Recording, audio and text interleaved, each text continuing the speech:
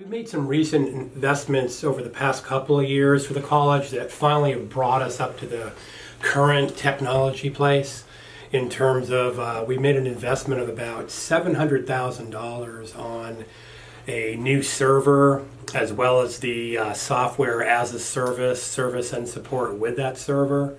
And that's a big step for the college because in the past we were highly leveraged on some very antiquated equipment. So we've made investments of about $1.5 million, including server, backbone infrastructure, redundancy, high availability services, as well as mission critical and backup services. We've also improved our Wi-Fi throughout the campus by going with better performing equipment, rebalancing the balancers, load balancing, and really just making a big investment in all the open computing areas. Yeah, so we currently use Desire to Learn in the classroom within our department. We also have all the Microsoft apps, which includes the OneDrive, and we've used Google Drive in the past. Typically, in our budget planning process, the e-learning department, the IT services, as well as the division directors or department heads come together and try to identify their operational needs. And funding is basically done by a formula basis where it's either an incremental increase over previous year, or we will go back and do an assessment of various programs to say, is this program still needed? We had a situation where we had a lecture capture recording service. It was $64,000 a year, and I renegotiated the contract to about $34,000. So we found some money, and the savings can go towards another project. Typically, where it gets really hard is tax bonds in the community can cover physical assets. It can cover your buildings, it can cover your smart rooms, it can cover the cabling and the walls. But when it comes to the technology software solutions, stuff that's not really a fixed asset, that's not covered by a tax bond. I didn't know that. And so therefore we have to get creative and figure out how we take budgets, and sometimes we share and collect, 10% will come from a grant or a fund that's similar to a Perkins grant. Really at the federal level, we have the ADA accommodations guidelines that we need to follow.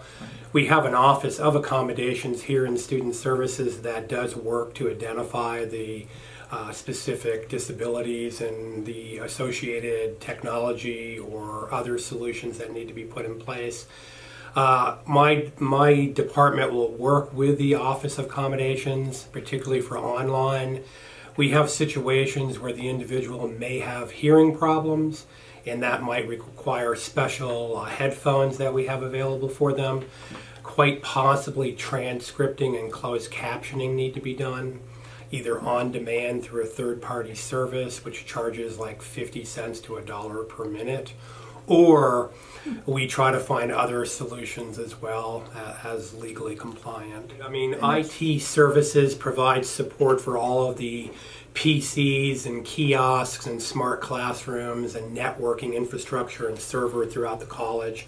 Recently we had some virus problems that were institution-wide, so the IT services department was responsible for contracting a consultant to come in and provide some recovery efforts as well as some implementation of software for virus protection.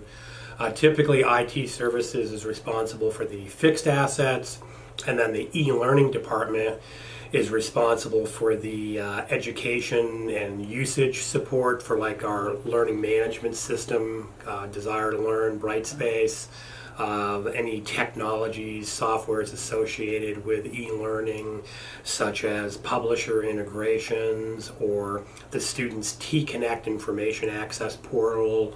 Right. We do help in that area, and also the Office 365 email. IT technically is responsible for supporting it, but the e-learning department also provides workshop training on how to use those tools. I'd say the majority of our support is internal. Although we have started outsourcing. For example, with our Desire to Learn Brightspace learning management system, that is hosted by the vendor. We did that for disaster recovery purposes. And also, any of the engineering support is handled by the vendor. Upgrades and new versions, they handle the deployment and implementation, test sites and production site updates. And then we just simply communicate that to our faculty and allow them to play in the test sites. And then obviously we train them on any updates in the production site. So there's an example where the vendor handles all of the service and support.